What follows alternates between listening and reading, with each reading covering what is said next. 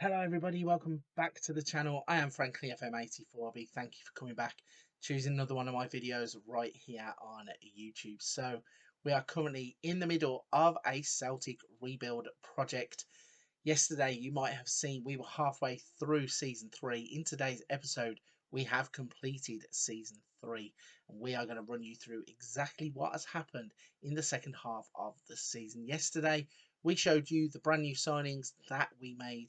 Have they fitted in at the club and have we put them to good effect? There is a little spoiler on the screen. You can already see the outcome of the SPL. So let's fill you in with the rest of the competitions before we go through all the tabs as we usually would.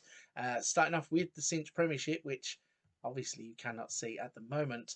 But here we go. We have won the Cinch Premiership. Yesterday, it didn't look likely. We were 2 points behind and the board were furious. They were disappointed that we were not on level terms with Rangers or even ahead of Rangers. But I did say at the end of yesterday's episode that we had enough time to turn it around, and we did exactly that. In fact, we thrashed them come the second half of the season, and you can see that the gap wasn't even very close. We will come back and touch upon that though in a minute. Let's run you through the other competitions that we faced off in season 3. Champions League, we were knocked out at the group stages, dumped out, and then we were put into the Europa League, where we can report we have also had some success there. You can see we beat Lazio 1-0 in the final, and we have won the Europa League. Pretty impressive run to the final. We will cover that in just a second. You can see we also won the Scottish Cup and we won the Premier Sports Cup. So a quadruple achieved in season 3. Not the big one, not big as itself, but it's a Scottish Premier League, Europa League, Scottish Cup and Premier Sports Cup, wrapping it up all domestically and taking that Europa League title with us. So we're going to run through everything that's happened throughout the season, but first, as always, we're going to go through the finances tab, the club vision tab, and show you how we have been getting on. In terms of the finances then, because we have won the Europa League, that money hasn't yet come in. Also, with the SPL deal not being as big as the Premier League, obviously we don't get as much money there. At this current state of time, we're at the 1st of June 2024, and you can see the club balance is £31.4 million. Of that, we have £5.3 million to spend. We have a wage budget now of 1.058 million, and we are spending 909,000. So there is plenty of cash in and around the club, plenty of it to be spent on improving the squad and improving the wages for the players. However, as I said, we have not yet received all of the money, all of the prize money that we will probably get. I do have a feeling that once we advance into tomorrow's episode and we get through that summer transfer window, that money will have probably gone up significantly, and I think that we will be able to bring a lot of players in as well as move some players out, because let's face it, if we're bringing players in, we're going to need to move players on, because not everybody will stay happy if we have a massive squad. And I think we do need one or two areas that we can just start to tweak, just start to add little bits of class into. And I think that is going forward going to be the plan. We will probably not make wholesale changes, but just start to add on those players that look like they are going to make this team step up to the next level. Obviously won the Europa League this season. Champions League is now the big one. Going on to the club vision then, as I said yesterday, they were disappointed that we were trailing Rangers in the Cinch Premiership. Now, though, the club culture is to strive to make progress on and off the pitch, and I think winning another Premiership is going to help with that. Work within the wage budget, we're on course. Sign players to sell for a profit, they are pleased. I'm not too sure whether we did that. Like I said in yesterday's video, we had a player we bought for 2.7 million, sold him for £1 million, so not 100% sure that I'm actually hitting that one, but if the board want to give it to me, I will take it every day of the week. Spend the original transfer budget, they are delighted. Minimum 2-year contracts for first team players, they are not judging. By the end of next season now then, they want to win the Premiership. They also want to reach the group stage at a minimum in the Champions League. So both of those are achievable. Premiership, definitely think we will be winning. Champions League, if we don't make the group stage with the team that we have, I will be very, very shocked. Going forwards then, win a domestic cup, continue to win the Premiership, and that is as simple as the board want to keep it. We are very secure in our job. We got a B for our performance last season, which I think is a little bit harsh considering we won a quadruple. But luckily for us, we can't self-manage. we are having to rely on the board just trusting us with what we are doing. Onto the club info page then. In fact, that is not the thing I wanted to click. Club vision, no. What we're going to do is we're going to go to the schedules. We'll go to the schedule and we'll run through what happened in the second half of the season. So I think we'd left it at the 12-1 victory there. And what happens with every 12-1 victory? You go back to competitive football. No offence to Roths. And we lost 3-1 in the league. So we did actually fall a little bit further behind Rangers to begin with. But then we started to really turn the screw and we went on a pretty impressive run. A 2-0 victory against Dundee, a 3-0 victory against St Mirren, and a 2-1 Scottish Cup 5th round victory in extra time against Hibs. In the Europa League, we won 1-0 with a goal from Conor Gallagher in the first leg of the first knockout round. We beat St Johnstone 2-0 and FC Copenhagen 4-2 in the away leg with goals from Lazaro and Alexander Mitrovic, Babacar and Bardghiji. Rooney Bardghiji, I think, after 84 minutes getting the goal there. Then we went on a run where we started just scoring for fun. So we beat Hamilton 6-0, Hearts 5-0, Ross County 2-0. We then drew Seville in the Europa League. 3-0 victory there. Ballard, Mitrovic and Villar. Straight back-to-back games in the Europa League saw us drew 2-2 in the away leg. Goals from Ballard and Villar getting us through to the next round. We then beat Rangers 5-1 in the league, and I think this is the point. It was the big turning point. I mean, Ryan Kent getting himself sent off after 7 minutes. They had took the lead, but Villar, Lazaro and Daniel Ballard punishing them for their sloppy discipline. We then won 4-1 in the Scottish Cup quarter-final against Kilmarnock. 1-0 in the Cinch Premiership against Hibs. Goal from George Johnston there. We then played Wolfsburg in the Europa League quarter-finals. We won the away leg 2-1. Goals from Mitrovic and Juranovic.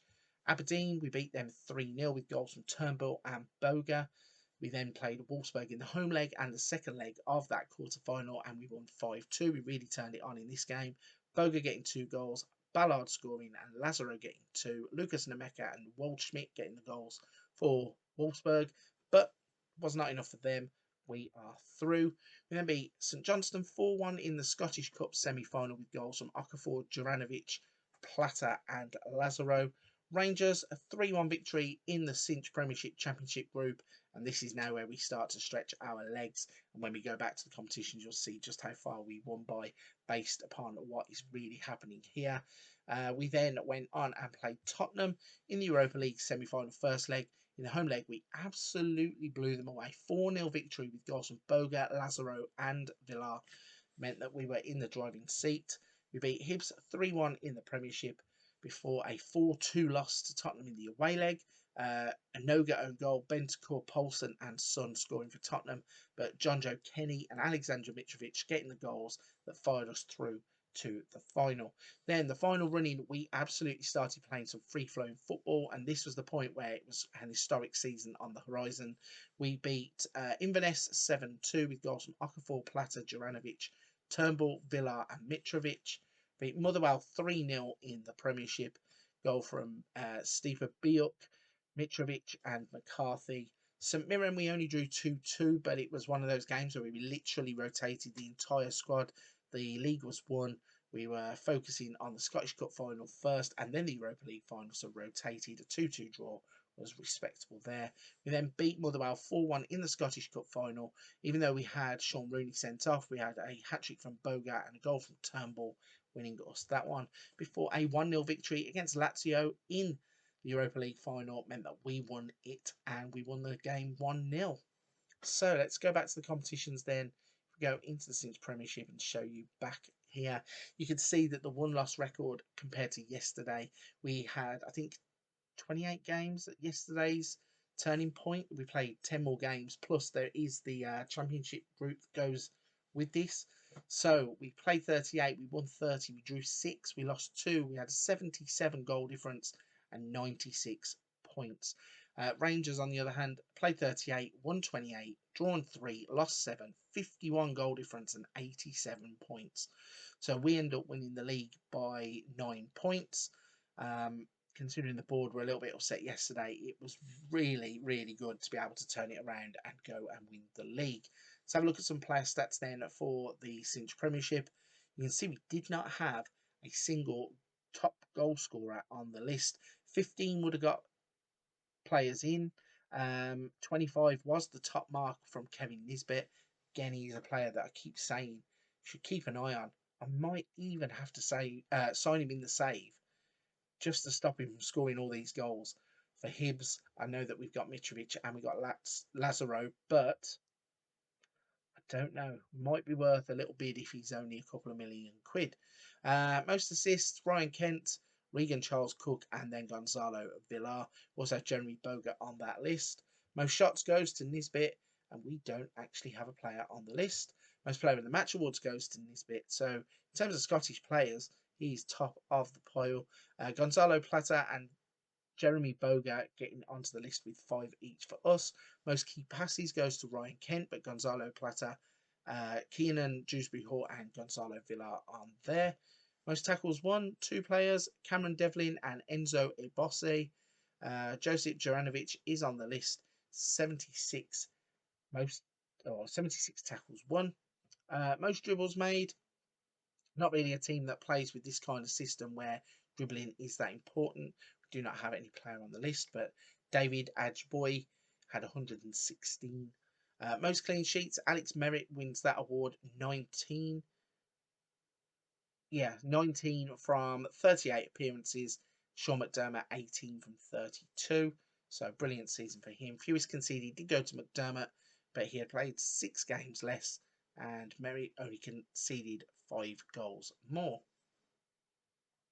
The other stats that you can see are tackles per 90 minutes. Josip Juranovic with 3.71. Team goals, Alex Merritt 102, Gonzalo Villar with 95. We then have games won, Merritt with 30, Boga with 27. Red cards, Juranovic getting himself 2. No expected save percentage. Expected goals prevented, Merritt with 11.20. And then chances created, Gonzalo Villar with 31 chances created. So all in all, a great season for some individuals. And as a collective team, we ended up winning a lot of silverware. If we look at the Europa League and show you the path then, I know we've already been through the season, but if we go back to the first knockout round, you can see we beat Copenhagen 5-2 on aggregate in the first knockout round. Second knockout round, we ended up beating Seville 5-2 on aggregate. In the quarterfinals, we played off against Wolfsburg. We beat them 7-3 on aggregate. In the semi-finals, we played off against Tottenham, beat them 6-4 on aggregate. And finally, in the final, we beat Lazio 1-0 to win the Europa League. So another trophy ticked off the list. We have also won the Scottish Cup this season and the Premier Sports Cup. So as I said, that now is 4 trophies in a single season. And I think we are now going to have to push on next season. Considering we have qualified for the Champions League, not only through the league, but winning the Europa League, we really have some pressure to go on and start improving the team and improving the performances in the big competition. Speaking of the team then, let's have a little look at the squad and see if there's anywhere we can improve going forwards. Merritt is the goalkeeper, Lawrence, Johnston, Ballard, Juranovic, Dewsbury Hall, Villar, Conor Gallagher. We've got Boga, Plata and Lazaro. Looking at the players then, so Plata is 3 stars, Juranovic is 3 stars, Johnston is 3 stars, and Lawrence is 2.5. So maybe there is a little bit of room for improvement at left back, maybe right back, and maybe right wing. We don't have a lot of money at the moment, but as I said, that is influenced by the fact that the Europa League funds and the Scottish Premier League doesn't make as much money as some of the other leagues in the world. That hasn't come through yet, but I am confident that we can go out and start to sort out these positions. So that is the end of season 3 done and dusted. We're at the 1st of June 2024. When you join me tomorrow, we will come back around the 3rd of September. Yeah, I think it's around the 3rd of September. We will go through the summer transfer window.